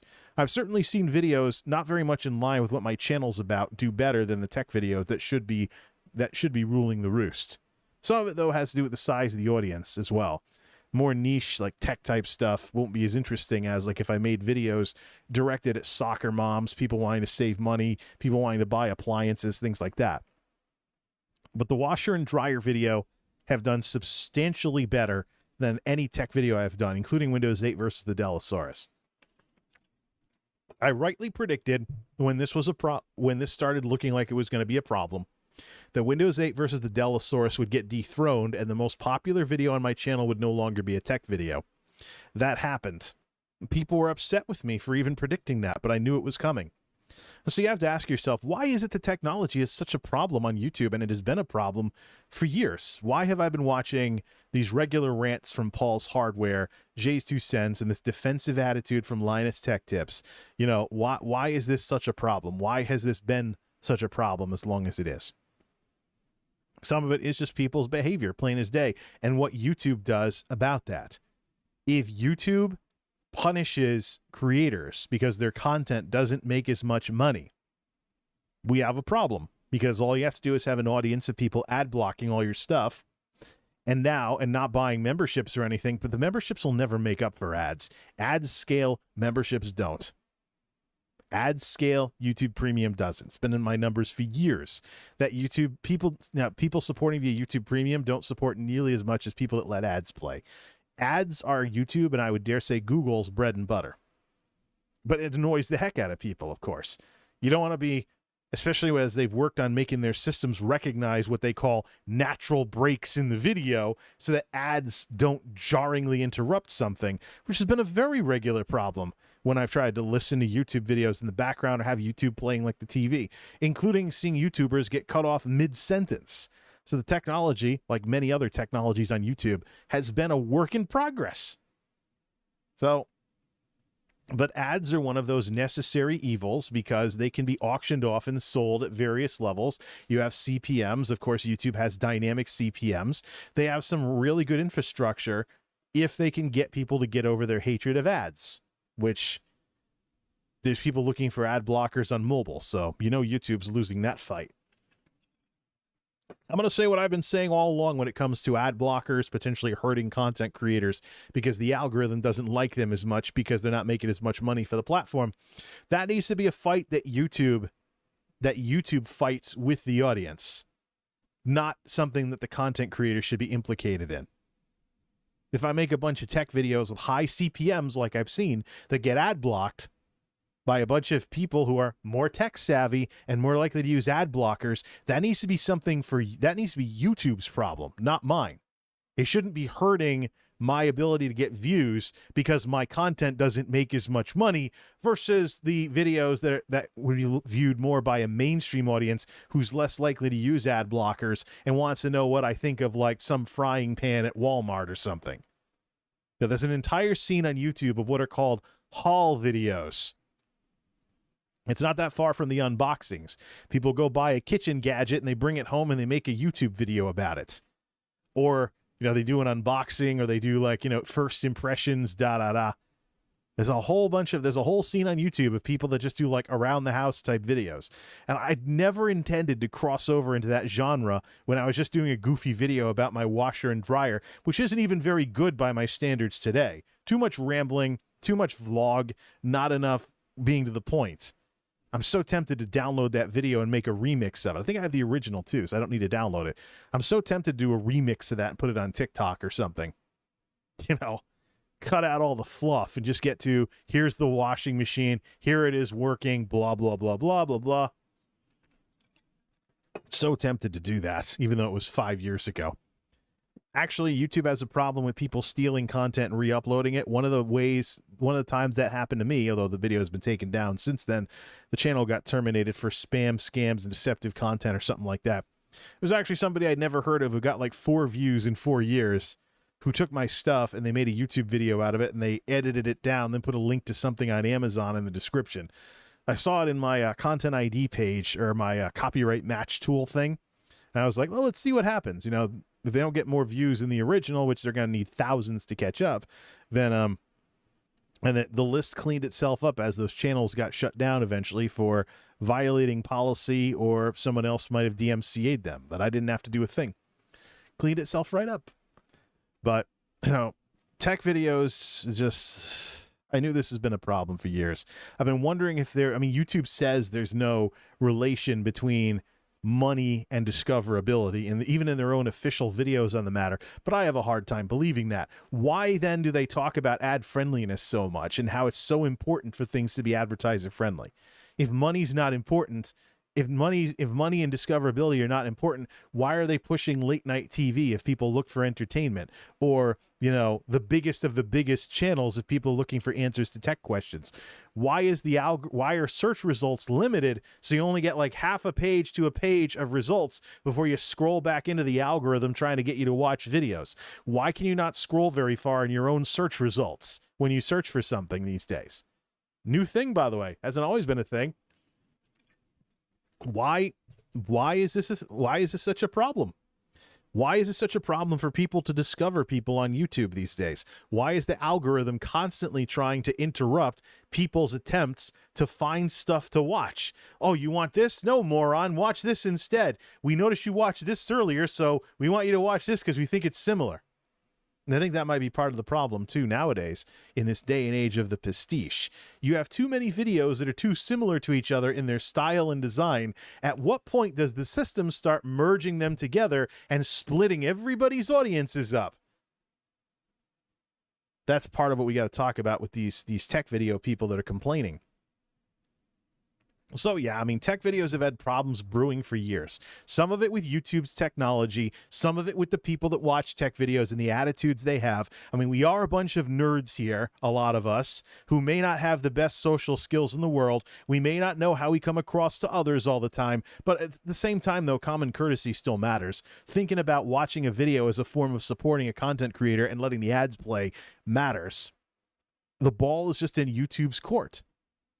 They need to be the ones to take a look at their gatekeeping behavior, including with their technology, and be like, you know, people might feel like they're wasting their time on this, and they might quit like the guy who did. He decided he's going to stop making tech videos and start over on another YouTube channel. Then he's talking about it on Twitter, and the Twitter algorithms are telling me about his little problem with tech videos on YouTube because I've previously showed interest in tech videos on Twitter or something like that. Of course, I've definitely been linking my own on the Twitter I have right now. So it took Twitter's algorithms for me to find out about a YouTuber who's quitting tech videos because he's struggling with YouTube's algorithms. That's the sad state of YouTube in the 2020s. Never mind the nerfed search results. Never mind hidden systems like P-Score or something like that. Never mind what happened to Pokimane, where she had too many videos get demonetized, and then the entire viewer count of her channel just died. So now we have to worry about some invisible cop that punishes us because of some glitch somewhere or whatever. Or maybe we age restrict a video on purpose because we want to limit the audience, but then that tanks everything because we now have an age restricted video. It's just this whole thing where computers are getting in the way of people, what they want to do is part of what YouTube is in the 2020s. And it's a convoluted mess, and I don't see it changing without some kind of change in leadership, including Susan Wojcicki's resignation from being CEO. Yeah, her background's in marketing. Yeah, she's been with Google for a long time. But I mean, at some point as an executive, you are responsible for what happens on your watch. What has happened on her watch? Adpocalypse 2, the demonetization system being oversensitive when it first started, the stream demonetization system continuing to be oversensitive to this day and demonetizing small streams like mine and limiting the visibility and discoverability as well. Speaking of visibility and discoverability for live streams, also the limitations on the way that on the discoverability with live streams, the UI limitations, which there's talk of fixing them. It's supposedly a high priority, but every time YouTube gets to work on fixing something, it's this slow process that takes at least months, if not years. You know? So yeah, tech videos, they have a very checkered history over the last couple of years. And I've suspected that people are part of the problem and that YouTube is punishing creators because of the way individuals are acting. But is there any proof of this? We'd have to go digging into the internals of YouTube systems to find that. I don't know if we can even obtain any proof of this. It's certainly something to be suspicious about when you use the analytics systems like they tell you to, and you start noticing things like ad blocker ratios getting too big and the video not getting as many views. So, of course, if a video doesn't have a monetized playback, there are other reasons why. Could be getting played in a country where YouTube doesn't run ads. YouTube could have run out of ads to show, There is such thing as limited ad inventory and stuff. If you know how ad campaigns work, especially, you know, the latest issue with Mizkif spending $20,000 on an ad campaign to run ads through YouTube as a joke to plug his channel on other people's channels. That's the thing I shared earlier about, what are you doing? You need to be watching Mizkif. That's what that came from. I actually learned a few things about how people can run ad campaigns up to a certain budget amount throughout all of that. So it was really interesting to learn how all that worked. All right, let's take a look at some YouTube channels, because the other thing I want to talk about is we're in the age of the pastiche on YouTube. Now, myself and other off the beaten path content creators who've made tech videos that are not in the style of what's popular and algorithmically friendly, people like Greenham, Druaga, folks that I get related to all the time. In today's world of algorithms running the show and being the middleman to whether or not your videos can get any views, you got to wonder what the impact is on them and what the impact of pastiching someone is. If YouTube videos stylistically get too similar to one another, do the systems and people start treating them all the same? If everybody who makes tech videos on YouTube is using clickbait titles and clickbait thumbnails, and the videos all start looking like each other, does that end up splitting the audience? Because the algorithms are trying to hook people up with what they think they'll want to watch. So I talk about the Linus Tech Tips format or the Austin Evans format. Even Tech Syndicate, I think, was a rough and tumble, dark and gritty version of what Linus was doing. So you make these unofficial standards for tech videos. What happens when the algorithms start handling them in kind fashion? All these videos kind of look like each other, so the system combines them together. And the audience, the audience gets divided up between literally everybody making videos in that format. That's why I've muted YouTube in my browser, and I want to load up some channels and take a look at the style to see how stylistically similar they are. If you know what a Linus Tech Tips video looks like, and you should, it's very formulaic. If you know what a Linus Tech Tips video looks like, I want to know if we have a situation, this is my hypothesis, by the way, before we start looking at channels. I want to know if we have a situation where there's these unofficial standards on YouTube, but following those unofficial standards makes your video look like a lot of other people's videos, and the audience gets divided up by the algorithm because you're similar enough. I know what happens with individual content creators, as I found out the hard way with Bellular. You know who he is? He's a commentator on World of Warcraft and other gaming things and things like that. But he has multiple channels now. Well, he has Bellular News. Wrong pipe. He has Bellular News, Bellular Gaming, Bellular Warcraft, and if you let the algorithm autoplay, it's not if but when you start seeing yourself being rotated between those channels because of stylistic similarities in the videos that you're watching. You got to pay attention to the username as you have the thing going on autoplay in order to see this happen to you. But I had this happen once. I was like, wait, Bellular has different channels now? Oh, I guess he does. Just the related videos on the side, and the algorithm was bouncing me between his various channels because of stylistic similarities in the videos. This was with one content creator on YouTube. Now let's imagine this happening with literally everybody who makes similar production quality and a similar format to somebody like Linus. Of course, that theoretically should drop Linus's numbers too. But, you know, you have a group of people who are now watching like a whole group of creators based on their recommendations instead of only one person. That's going to drop numbers for a lot of people when it's not their turn and whatever else the algorithm does. So let's think about this as we take a look at some of these channels, beginning with Travis MCP with 120,000 subscribers. Let's see. We're not going to play anything on here. And actually, let me shrink this way down. Let me actually go into React mode. Let me go into React mode because we're going to be loading up some stuff. You can see the critical elements of his channel, of these people's channels anyways. Apple's worst nightmare. I tracked my friend using, is this going to load up correctly and be the right size? Oh, yeah, of course. So does this not look like already a highly produced, need $1,000 DSLR in order to be a tech YouTuber thing? We're not even going to play any sound. We want to watch just from the visuals alone and see the similarities here. Okay, he goes to a stereo store, da-da-da. See, it's just basically a vlog. Now he's in his car. He's doing something else. He's doing an AirTag thing. Oh, there's, in-video advertising. There's another common thing.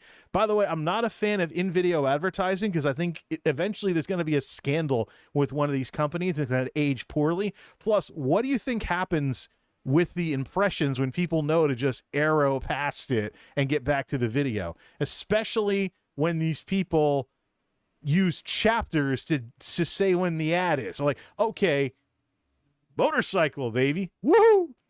Especially when you have, what is it?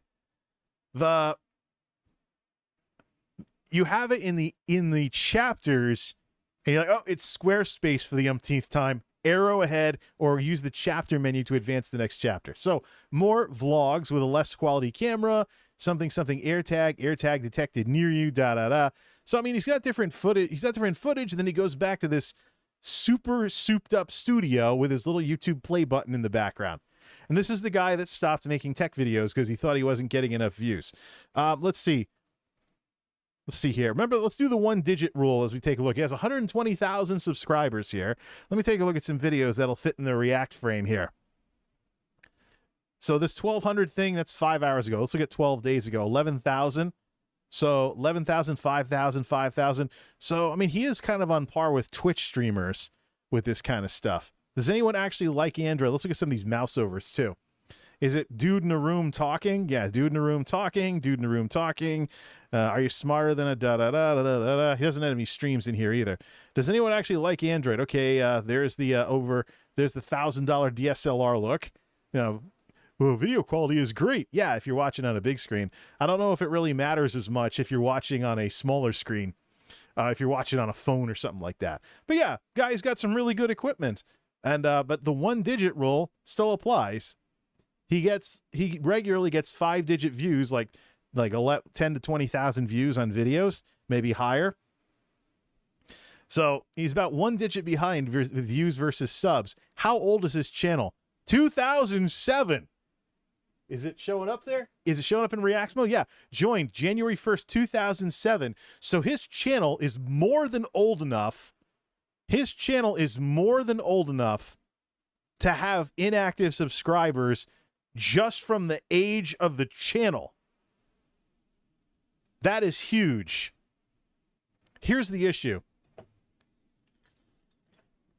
Just from the age of the channel, this guy's channel is old enough to have inactive subs. Here's the important part.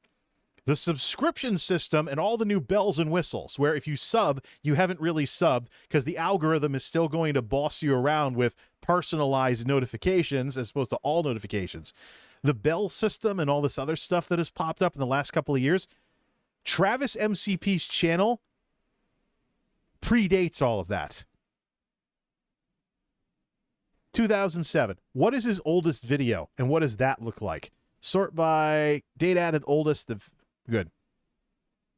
Oh, he's only had videos for 4 years. Okay, so he's been watching for all those years, and in his Viva unboxing, which looks very similar to React mode, his Viva unboxing, which looks very, very similar to one of my videos back in the day. His Viva unboxing and whatnot for this kind of stuff. What the map? We don't want to show that. Yeah, January of 2018. So he missed the glory days and there was more growth on YouTube. Maybe that's part of the reason why he's disappointed like this. But 91,000 views in a couple of years, that's not bad. So, and is he following any of the, any of the algorithm things here? No, he literally has no production value. He just takes out his camera and films, and it's gotten 100,000 views since just shy of 100 grand since it posted back out 4 years ago. Yeah, and as this, he starts playing with thumbnails, but he has this awful font that nobody can read.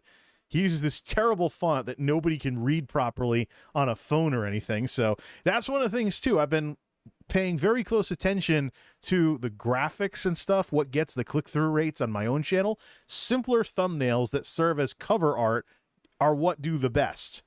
The thing with text is that someone has to understand English to really understand this part of your thumbnail. So image, really, this is probably, no, that's not a good one. JBL Flip 4 sound test and review, See, this just has him holding a phone looking slightly disappointed with 124,000 views. Then he has some other styles of thumbnails, again, with just the colors that doesn't make the text pop or anything like that. But 40K, he cracks the 100 grand mark with this Sony unboxing and review where it's literally just him and the product in the thumbnail. And then being a tech YouTuber sucks. Now he starts doing like the light backgrounds and editing things together and things like that. Look, sort by what's most popular. Let's look at some thumbnails here. Most popular videos. How to track a cell phone location for free in 2022. This one is probably done as well. There you go. This one is, we don't look at thumbnails, so no mouse over previews. The fact that he has like for free in there is probably part of the issue. He has to be careful though. That's part of the scams, deceptive content thing is when people talk about freebies that might be an issue there. All right, so simple thumbnail, unreadable text, so irrelevant, also hard to read, so people probably looked at the picture more. Him holding a laptop, showing a bunch of phones, holding up a speaker for 351,000 views, minimal text, picture, hard to read picture, just some phones, dude with a laptop. See what I mean? His most popular videos have the simplest thumbnails that are basically like DVD cover art. See that? So the more he tries to fit this narrative of you need flashy, crazy thumbnails, let's go to the bottom of this. See when it starts taking over. See that? Of course, the subject matter matters too, as well as the seasonality and the relevance of it.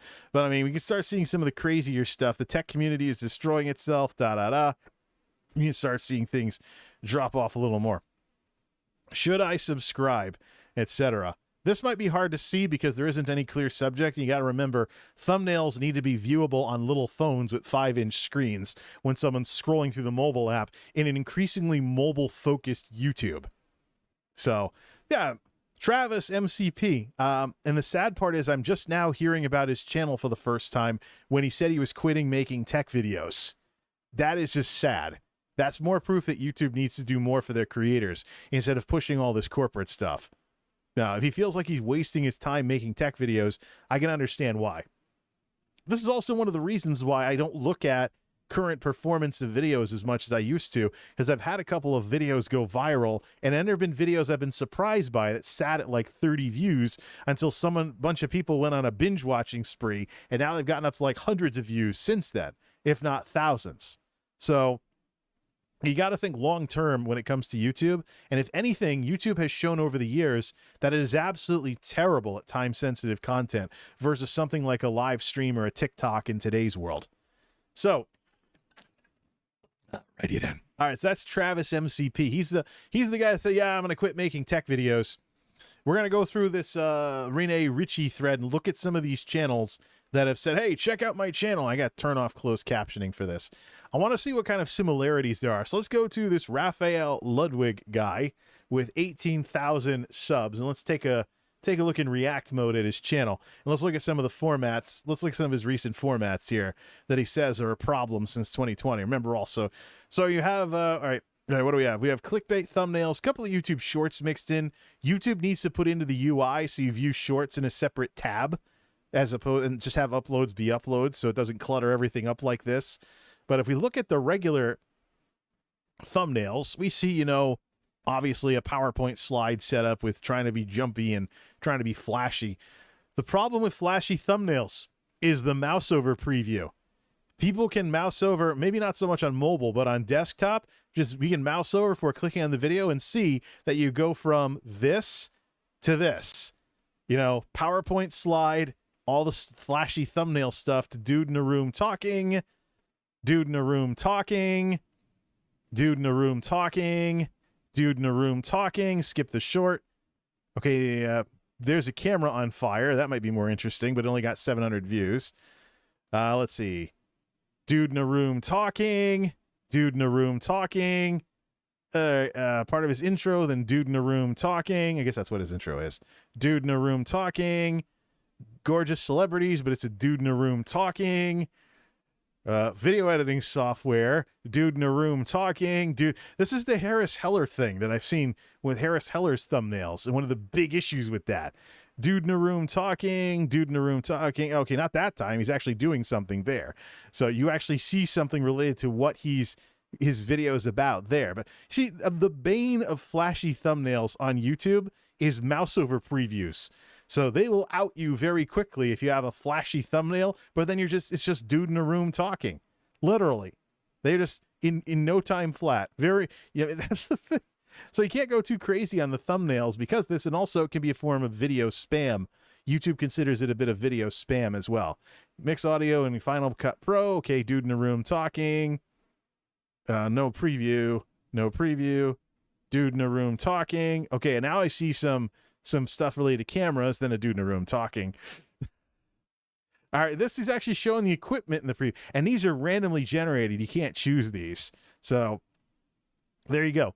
Thumbnails galore, but most of the videos you can see instantly without even clicking on them that it's just a dude in a room talking. So, all right, let's take a look at something. This one only has 1,500 views. Let's take a look. What kind of format does he use? No sound necessary. Hey, he has a good camera. He could use a little better lighting if he wants to be like some of these YouTubers that have lighting galore, if he doesn't do the faux pas with the ring light and like a glass reflection and stuff. Okay, what's that clown face thing about? It's obviously a tutorial video, and it's pretty decent stuff here. Not really the stuff I'm looking for right now. I'm not looking for better ways to use cameras, although I'm basically up against the algorithm now. Yeah, so he doesn't have as good of a camera as some of these other big channels. I don't hold that against somebody, and he could use some better lighting. But at least he's got it focused, but that's the thing. I mean, it starts to look too similar. If it starts looking too similar to a Linus video, I wonder if the views get divided up between everybody and stuff like that. So yeah, that's this guy. Let's look at some of these other channels. Who's this Michael Tobin guy? I'm guessing if these guys go by this as some kind of stage name or something. All right, let me close the side window here. Big problem I already have with his channel is he's pulling a Jay's 2 cents from a couple of years ago. React mode. He has the YouTube logo in his... This isn't about YouTube, the platform. It's about you with your 51,000 subscribers here. Let's take a look at this here. Oh, yeah, thumbnails. The thumbnails are a little crowded. If you think about what these look like on like a 5-inch screen, kind of like what you're seeing right now. Hand grip, no filters, raw video for this one for mobile filmmaking. This text is probably not readable on a phone. This is probably, that second one, the picture probably looks out of focus on a phone. Then some things here and there. What's the mouse over have? Kid. Okay. These look like vlogs. They don't look like, you know, tech videos. So here, dude in a room talking. Here we go. Get back to the dude in a room talking. So this is more. These look more like vlogs. Like if you're watching like Live Each Day with who is that? Corey, the Mr. Safety guy. Then we're dude in a room talking, etc. So these are some stylistic things that I think the algorithm. These are some stylistic. Where's a poor performing one that he might be upset about? I want to take a look at this, see if it might be tied in with this type of stuff. So some of the 50,000 subs, yeah. I'm learning about these channels for the first time. If they're responding to this guy on Twitter, they're saying that there's a drop off in their videos. But this guy, because he has what looks like a cross between vlogs and dude in a room talking, there are multiple formats that he could theoretically be mixed up in if the algorithm is looking at the style of the video versus everything else. Let's look at this one with only 3,000. Nothing with kids. That's COPPA stuff. Okay, you know what? 45K, 6.7K. So yeah, you see the format here? Let's just take a look. Let's just zoom in on this. Yeah, decent camera. He's a Mac user. So if he pays too much for his electronics, that's his thing. Then he goes out to this street cam setup and drone. Really good photography, really good videography here, which makes me wonder if his video looks too much like, say, an Austin Evans video. Yeah, and then there's this. He puts the camera on screen, Yeah, this is what I expect from like tech videos and other gadget reviews and stuff. So if he looks too similar to other big channels, will the algorithm start splitting up the audience? And since we do have this thing where he's like, you know, his dog, he's on the floor with, you know, the dog chasing after him. Let's just see what this is. Watch this before you buy the DJI Mini Pro. See, this is where it starts looking like a vlog. There are daily vloggers. Some drone footage. There are daily vloggers that record stuff that looks like this.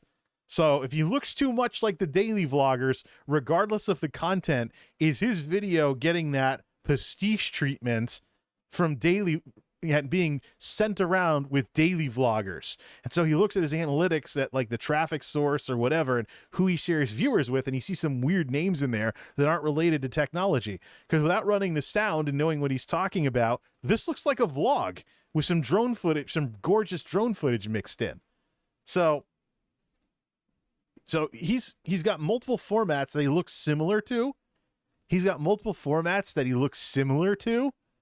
But because of that, I'm wondering if this effect that I'm speculating about is happening with this guy.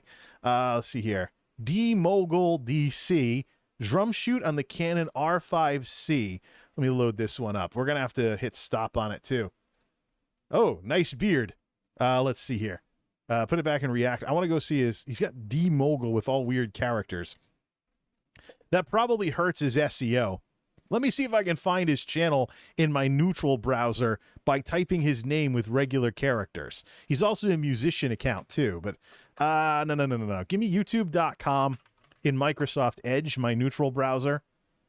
All right. Yeah, I'm not signed in. Got generic YouTube TV here. If I look up D-Mogul, plain English, okay, the search engine is seeing through the screwy characters. So, okay, at least I'm getting his channel, but there's other D-Mogul channels in here too that also show up on the search page. So no. All right. We all used Aputure lights with Sidus link. Is that a brand name? Or did he misspell aperture? Let's see. I look at recent videos.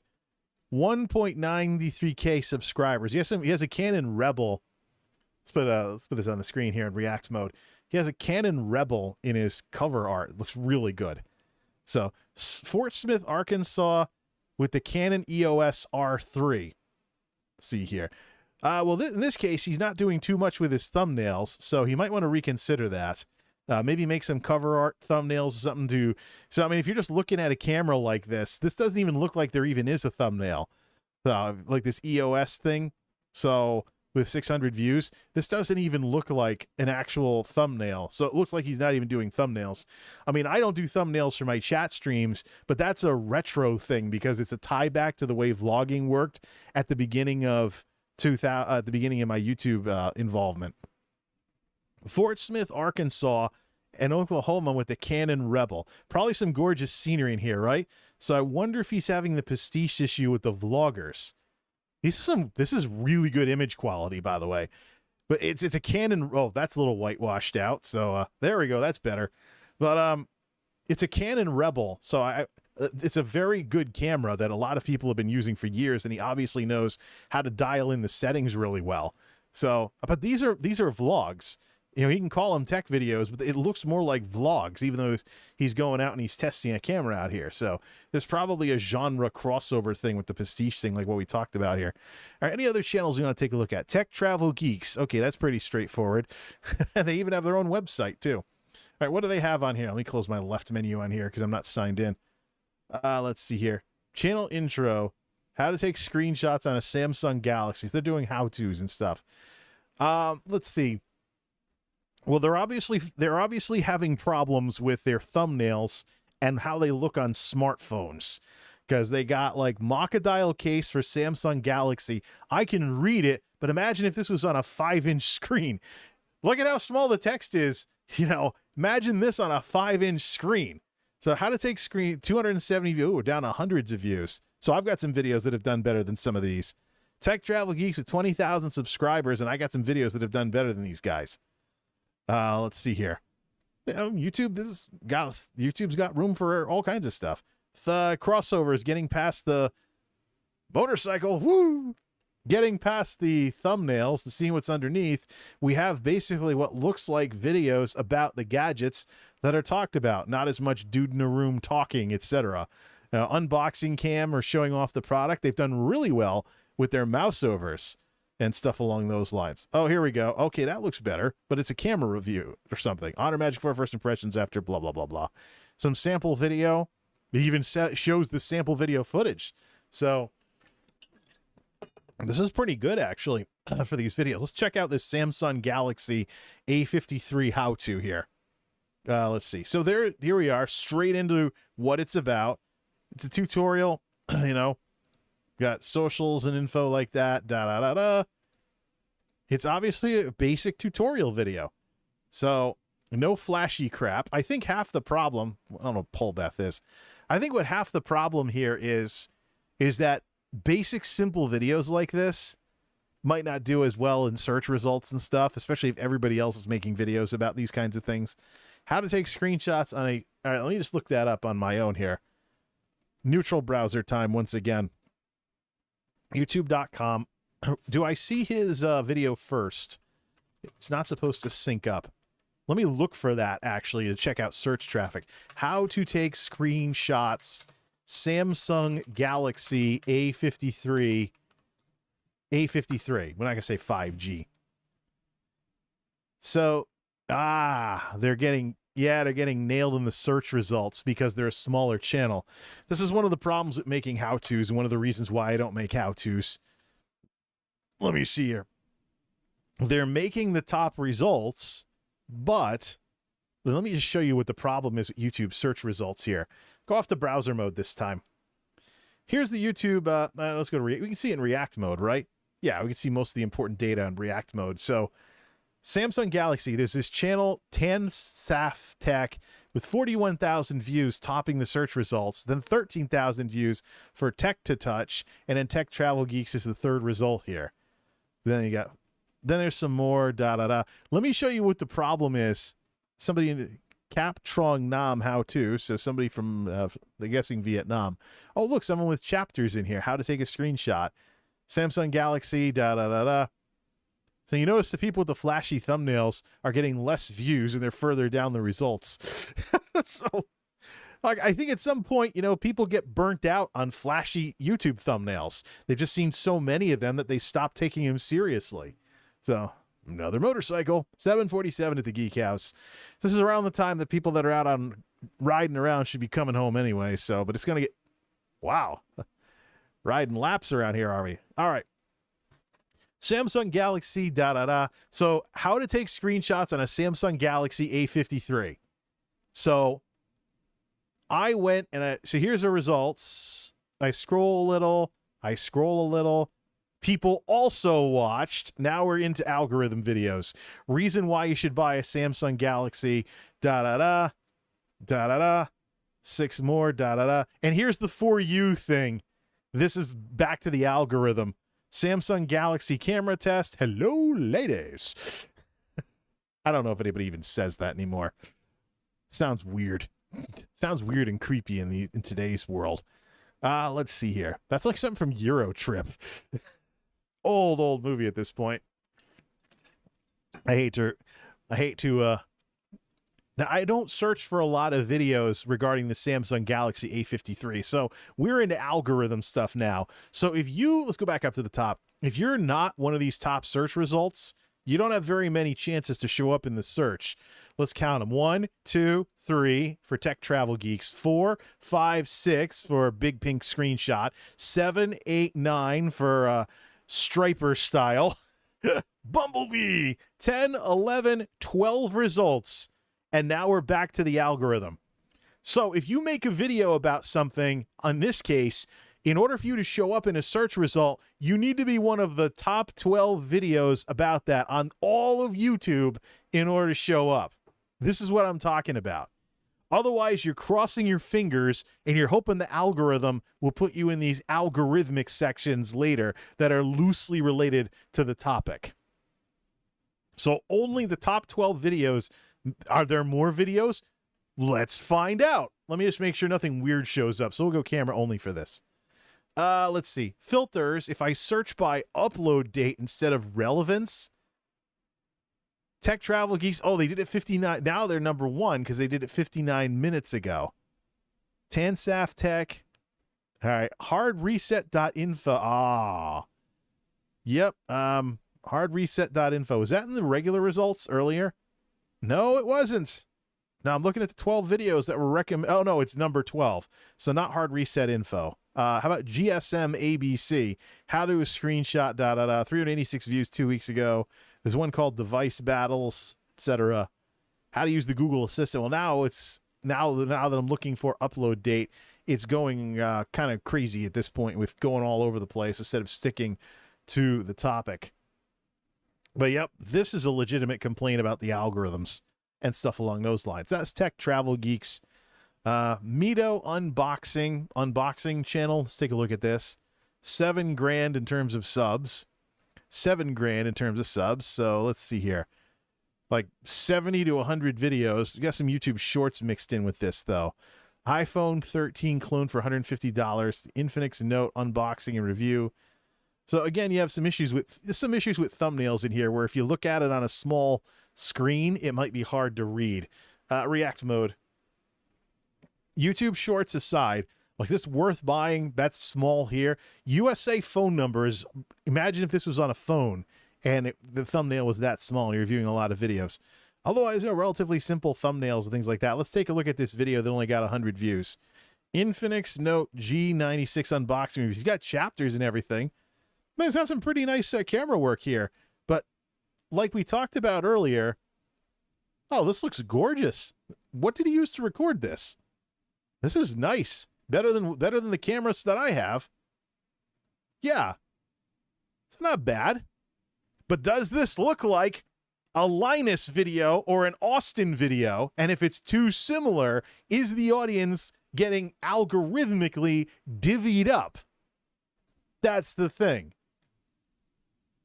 So, yeah, I mean, nice video. I'm not even running the sound either. Let's look at Gear Seekers from Australia. They're saying our views are in the toilet because our old stuff is not being picked up anymore. They used to be our bread and butter, but not so much anymore. Well, I've got that with the appliance videos too. You've got like thousands of views a month down to like hundreds of views a month. It's one of the reasons why my ad revenue has plummeted. So, let's see here.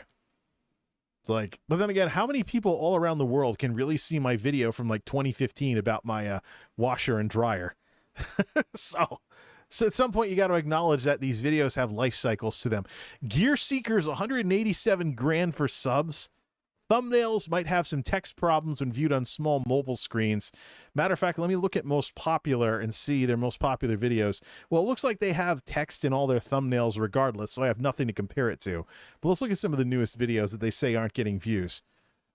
NZXT, It looks like they don't. It looks like, put it on screen, React mode. Looks like Gear Seekers doesn't have this too much of the dude in a room talking problem here. Let's look at some of these thumbnails. They're not as flashy and whatnot, but all right, there's someone next to the equipment showing the equipment, showing the topic of the video. So I'd say the mouse over has actually worked pretty well because we're seeing the equipment in these thumbnails, except for this one. Do not waste your old hardware. Build with me. Dude in a room talking. There's the hardware. Now there's the computer at least. Dude in a room talking. There's someone working on a computer. So, I mean, this was cool. NZXT is late to the party with, this is one of the lower performing ones, right? Not getting 10-digit. So, again, with the one, well, wait a minute. 6-digit subscribers to 5-digit views. How old is the channel? 2017, so newer. Let's take a look at this NZXT video here and see if we can spot prestige stuff. So, I mean, doesn't this start looking like an Austin video or a Linus video or something? So it starts out does an unboxing N5 or Let's see here. Yeah, see, yep. Just for, okay, so you get some gorgeous shots of the technology, but again, the prestige problem. You know, just for my own sanity, let me look at an Austin Evans video. I know what Linus videos look like, but I haven't watched as much Austin Evans stuff as I used to. Oh, I actually unsubbed to him. Maybe there was some pandemic issue or whatnot, or something along those lines. I wasted $14.37 on Amazon Mystery Tech. Let me just look at the style of his video. Oh, I talk about the prestige problem. React mode. Here's Austin. Here's Austin Evans. Hey guys, this is Austin. Starts out with this. Starts then to this. Obviously tinkering with the tech. I don't know what that is. Nice camera. Nice. You know, a little bit of work on the desk and stuff. A little bit of showing off the tablet that he's doing a video about. Or no, that's part of the video, etc. Is there an in-video ad to this? All right, let's stop with this. But there you go. You see, you get the same kind of camera angles, screenshots, etc. with Austin Evans that you do with a lot of these other tech video folks.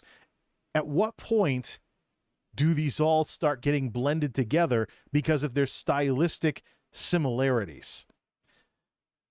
All right.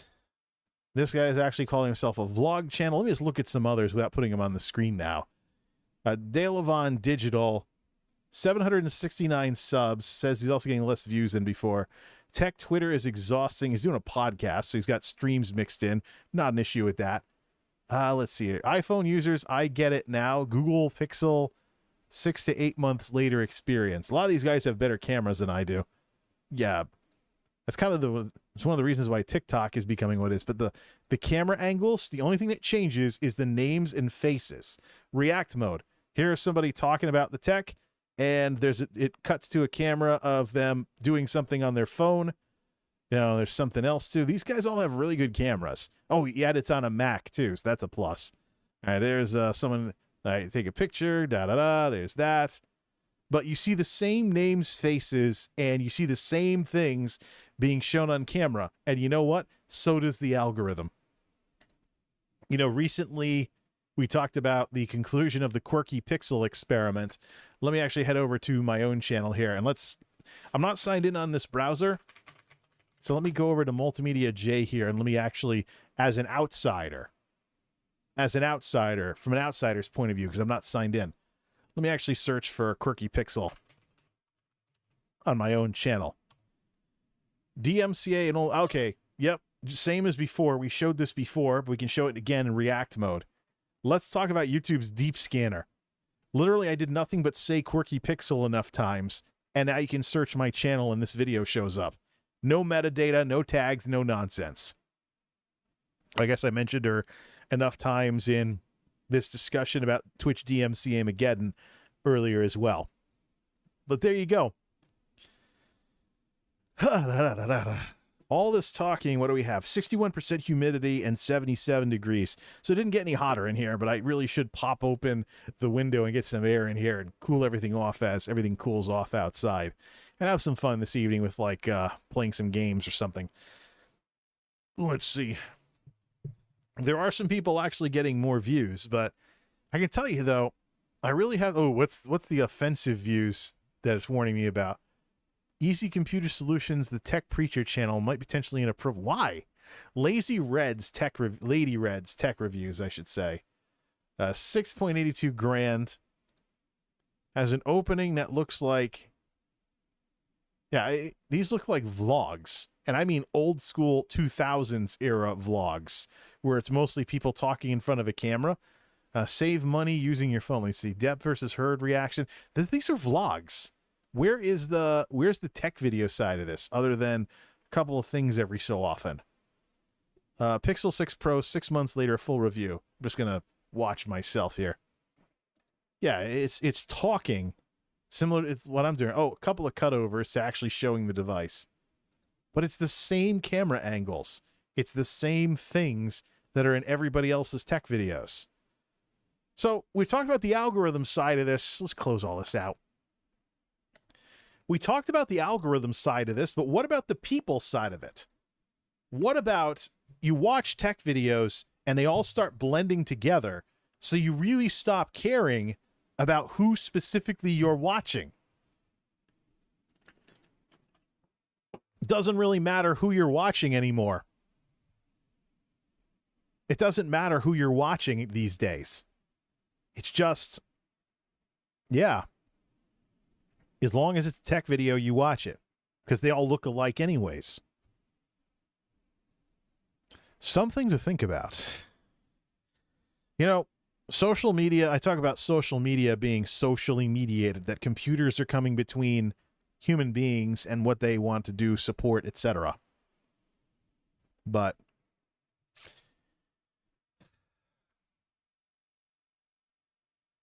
it's interesting. And a little creepy, actually. Creepy Uncle Algorithm at it once again. And now we have a bunch of people making tech videos that are, you know, they're saying, oh yeah, my views have dropped. Well, part of the reason why views are going to drop is because of the being on the other side of the pandemic bubble. YouTube had to have been affected by this. It can't just be a Twitch thing. But at the very same time, I wonder about this algorithm technology and what it does. See, the difference, and this is probably the last thing we should talk about with this, there's a difference between what's good for you as a content creator a lot of times and what's good for the platform. It's not in YouTube's best interest, especially if people don't like you. It's not in YouTube's best interest to serve your videos about certain topics. It's in YouTube's best interest to make sure that everybody watching YouTube has something to watch and they're not being driven away from the platform by what they're watching. Let's face it. Your videos are not as important as having a video for a user to watch when they're clicking through their feed or they're searching for something. Yep. That's why even in the official YouTube videos about growing your audience and discoverability and crap, they talk about finding your niche. But with all the people that use YouTube to make videos, how much do you want to search the world looking for a place to call home and make videos about? And even if you do find success, what's stopping someone bigger from coming in and, you know, stomping out your success by like ripping off what you're making videos about or something? That's something that's happened on the platform before too. Small YouTuber finds success with something. Big YouTuber rips off small YouTuber, gets more views, more search ranking, more everything. Small YouTuber speaks up. Big YouTuber DMCAs them. It's happened before. That's people for you. And then small YouTuber complains on Twitter to Team YouTube, and I find out about it because Twitter has algorithms. Those darn algorithms, man. I don't know what more needs to be said here.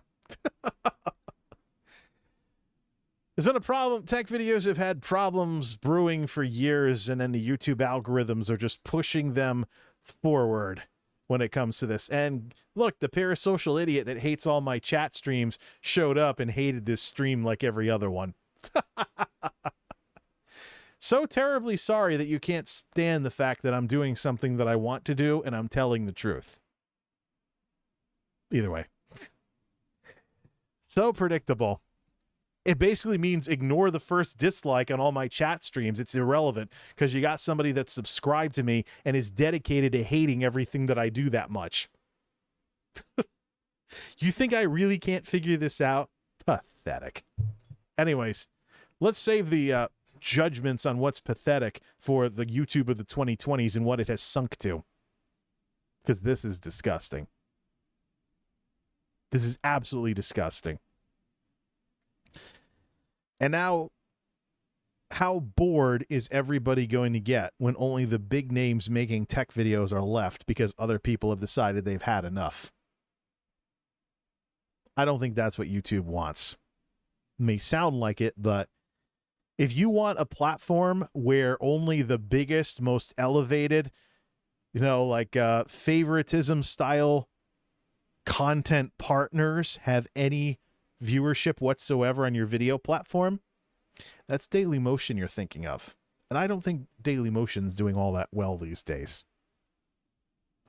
Why don't we just check and make sure they even still exist? Dailymotion.com. There is stuff on the front page, right? Oh, the home for videos that matter. Cheddar News, Sports Illustrated, CLNS, Sports Media, Michael J. Fox says why he's no longer doing acting from The Hollywood Reporter. Let me click on this Sports Illustrated. Finally donned a Broncos. Shut up. Let me sort of make sure nothing has changed since the last time I watched this. Anything on Dailymotion.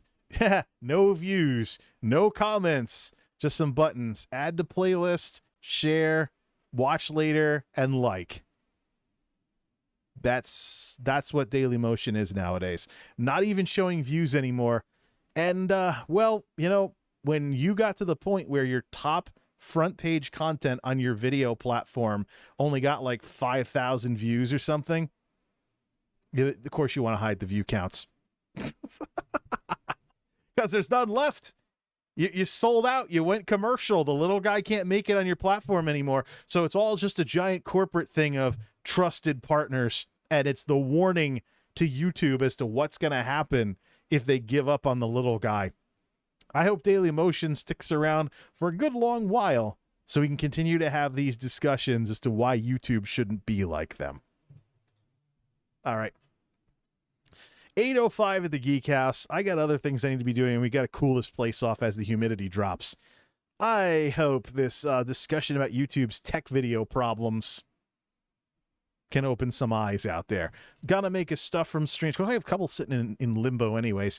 I'm gonna make a stuff from streams of the main discussion of this minus the recap. So I think even if this stream, the stream's probably too much of a mixed bag with the recap discussions earlier for it to really be worth keeping the recaps around or something. We'll figure it out. All right. Unbelievable, though. It looked like it was just a me problem, but no, I've seen some big names come forward and say that, yeah, tech videos on YouTube, it really sucks these days. It's not getting any better. I think I can figure out reasons as to why.